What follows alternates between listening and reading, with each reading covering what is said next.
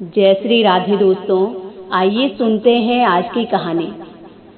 हमारे भारत देश को आज़ाद करने के लिए किसी ने हिंसा का सहारा लिया तो किसी ने अहिंसा के सहारे भारत देश को आज़ाद करने में अपना अपना योगदान दिया।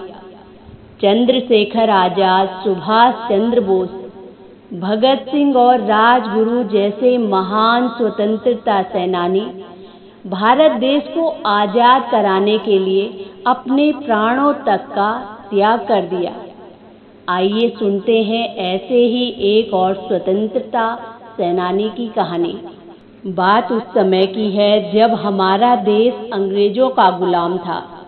महाराष्ट्र के एक गांव की पाठशाला का निरीक्षण करने के लिए वहां एक निरीक्षक पहुंचे। उनका नाम था विनायक। वहां के शिक्षक बच्चों को अंग्रेजी और मराठी में पढ़ा रहे थे। उन्होंने एक शिक्षक से पूछा, आप बच्चों को अंग्रेजी और मराठी पढ़ाते हैं, ये तो अच्छी बात है, लेकिन हिंदी को हमने राष्ट्रभाषा माना है। देश के कोने कोने में हिंदी पढ़ी और बोली जाती है। यदि आप अपने बच्चों को हिंदी नहीं पढ़ाएंगे तो यहाँ के बच्चे पिछड़ जाएंगे। आप इन्हें हिंदी में भी पढ़ाया करें। अब शिक्षक ने कहा कि हमें तो हिंदी आती ही नहीं है, हम कैसे हिंदी पढ़ाएं? तो निरीक्षक ने कहा कि हिंदी सिखाना तो बहुत आसान है, आप थोड़ी हिंदी सीख लीजिए। लेकिन शिक्षक ने कहा कि नई भाषा मैं नहीं सीख सकता। आप जो कह रहे हैं वो तो सही है, लेकिन अब इस उम्र में हमसे नई भाषा नहीं सीखी जाएगी।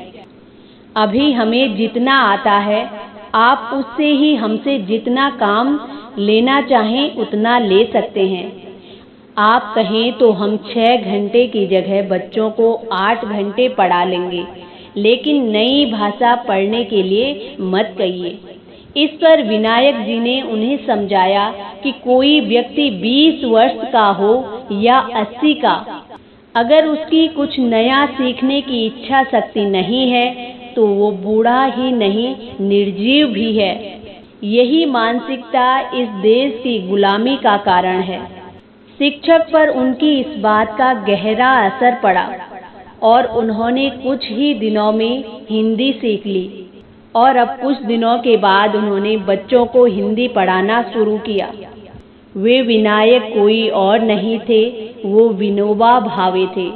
उनका बचपन का नाम ही विनायक था। बाद में महात्मा गांधी जी ने उनका नाम विनोबा भावे रखा था। वो किसी को उपदेश नहीं देते थे, बल्कि स्वयं भी उसका पालन करते थे। उन्होंने अंतिम समय तक कुछ न कुछ नया कार्य सीखा। उन्होंने भी बहुत भाषाओं का अध्ययन किया, बहुत भाषाओं को सीखा। यही नहीं, सभी धर्मों को समझने के लिए उन्होंने 16 भाषाओं का अध्ययन किया है। विनोबा भावे जी का योगदान भारत देश के लिए बहुत ही महत्वपूर्ण साबित हुआ है।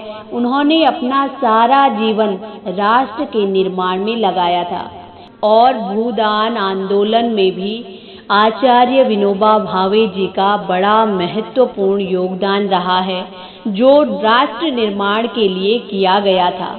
देश को आज़ाद कराने में इन्होंने भी अपना पूरा योगदान दिया है। ऐसे महान स्वतंत्रता सेनानियों को सत सत नमन। जय हिंद, जय भारत, जय श्री राधे श्याम।